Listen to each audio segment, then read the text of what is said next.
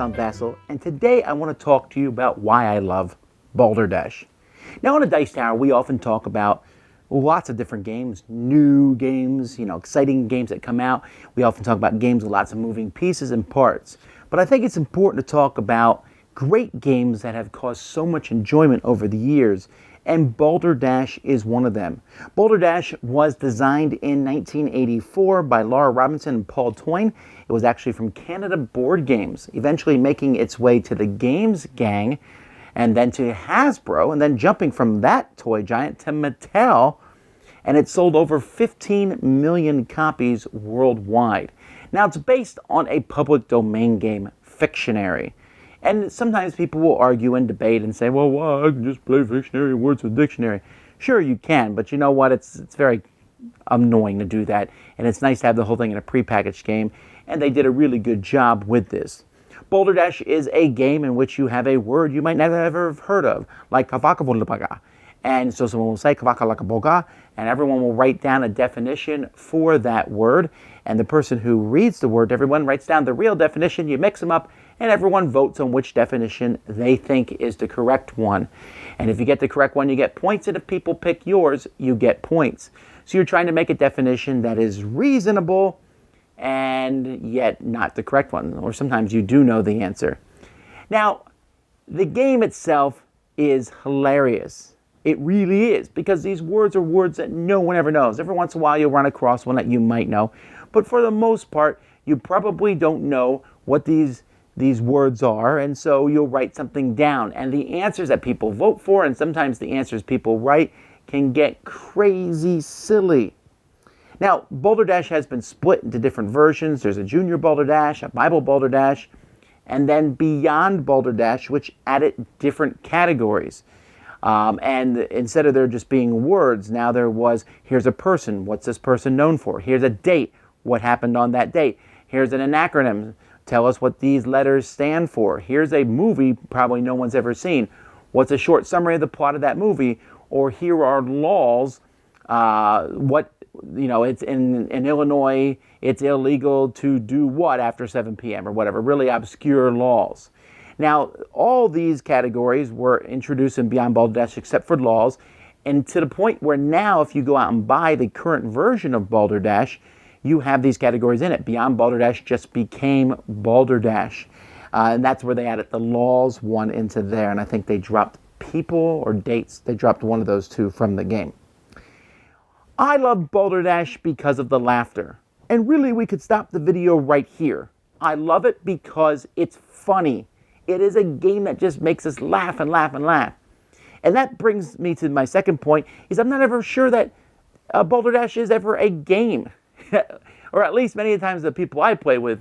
Because when the definition refers to my friend Sam, we know that's not the right definition, but we applaud the person who wrote it because it might be funny.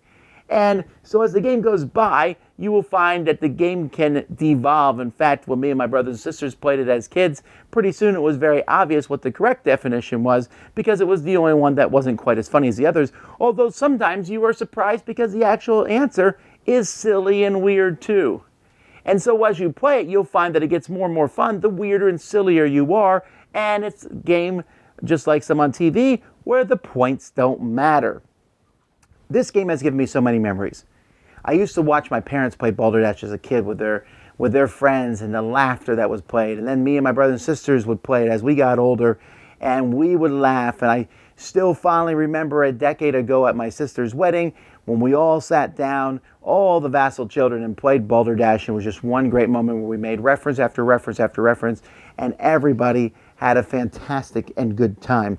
And it still works today. Came out in '84, which is quite a while ago, and yet Balderdash is still going strong. And there's lots of new games that are coming out all the time, but Balderdash is still one that people love and enjoy. And in fact, you don't even need the game much. I just carry around sometimes a box of the Balderdash cards to play. It's one of the first games that I played with my now wife. When we were first dating, we had a great time playing that. And so I love it. I love the meta game that's involved in it, where you suddenly see an answer refer to a previous answer that someone wrote. And these games often you can sit with these games, and there's a lot of games out there that require creative people to play them. You got to come up with funny, interesting things. But I found that Balderdash kind of sidesteps that, because if someone is not creative or funny, they can just think of anything and write something down, and it might just work. It might just be there, and then they might be actually playing the game, and that person will probably win, as opposed to the people who are writing silly and stupid definitions.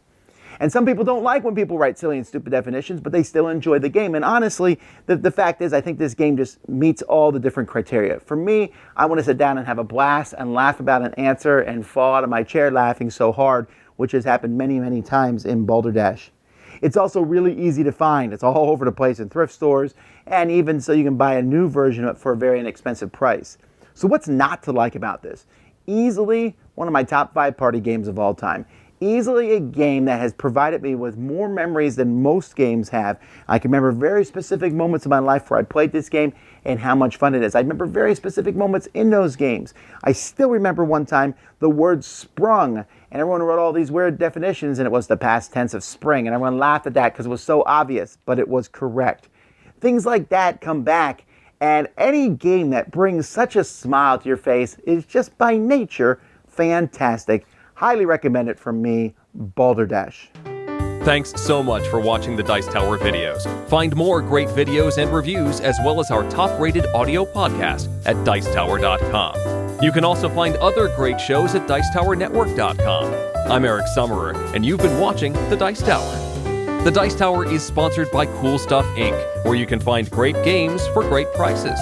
Cool stuff in stock. Check them out at CoolStuffInc.com.